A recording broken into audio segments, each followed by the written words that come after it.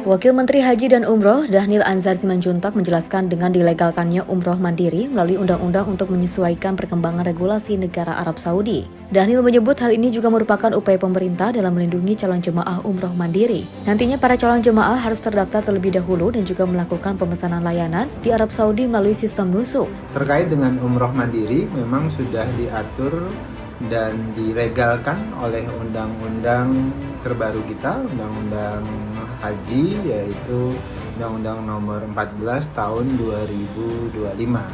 Nah, undang-undang tentu menyesuaikan dengan perkembangan regulasi yang ada di Saudi Arabia atau Kerajaan Saudi Arabia.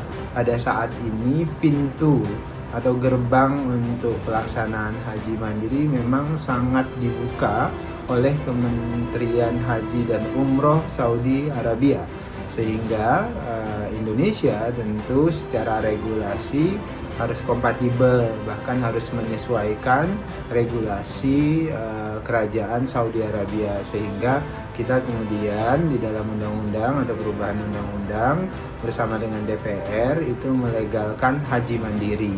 Nah, pelegalan haji mandiri ini berangkat dari perubahan-perubahan yang sangat radikal di perkembangan ekosistem ekonomi haji, di mana banyak sekali jamaah umroh mandiri dari seluruh dunia termasuk dari Indonesia sudah melakukannya selama ini. Nah, bahkan ketika undang-undang lama tidak mengakomodir pelaksanaan umroh mandiri, jamaah umroh kita sudah banyak yang melakukan umroh mandiri karena aturan dan regulasi pemerintah Kerajaan Saudi Arabia sangat membuka peluang itu. Nah, sehingga kita ingin melindungi seluruh jamaah umroh mandiri atau seluruh jamaah umroh kita, maka kita masukkanlah di dalam undang-undang untuk memastikan perlindungan terhadap jamaah umroh mandiri. Namun ketika kita ingin melakukan perlindungan terhadap jamaah umroh mandiri, juga artinya kita juga akan melindungi seluruh ekosistem ekonomi yang ada di dalamnya.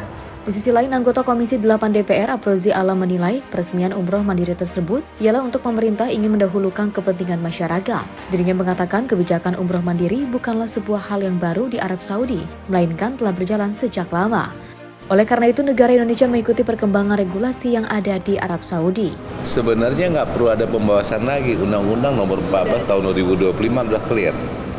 Bahwasanya kita dari Komisi 8 bersama pemerintah sudah mengesahkan untuk haji mandiri dan umroh mandiri. Ada pihak-pihak yang merasa kurang bisa diterima, saya pikir hal yang biasa lah. Ini kan travel adalah sebuah bisnis dan kepentingan masyarakat adalah kepentingan yang umum yang harus didahulukan oleh pemerintah. Apalagi kita tahu bahwasanya di Arab Saudi kan hal ini bukan baru. Mereka sudah membuka seluas-luasnya. Di Indonesia baru mengikuti regulasi yang ada di Arab Saudi. Jadi kita memberikan kebebasan kepada masyarakat Indonesia yang untuk melaksanakan haji mandiri maupun umroh mandiri tentunya mengikuti koridor-koridor yang sudah diatur dalam undang-undang. Misalkan mereka pertama agama Islam tentunya, yang kedua memiliki paspor tentu 6 untuk bolak-baliknya, yang ketiga kan harus mendaftar melalui online nusuk sehingga mereka bisa terdaftar di Kementerian Haji Indonesia dan Kementerian Haji Arab Saudi, dan pemerintah Indonesia tahu bahwa contohnya saya berangkat pada bulan ini tanggal segini, tentu harus itu. Nah, seandainya itu tidak dilakukan tentu tidak bisa. Nah, gitu loh. Ada yang mungkin ada lembaga-lembaga terkait yang mungkin atau pihak-pihak terkait yang merasa dirugikan, tentu yang namanya regulasi perubahan tentu ada yang dirugikan. Di Jakarta, Farizalda Fariskiano, Simpo TV melaporkan.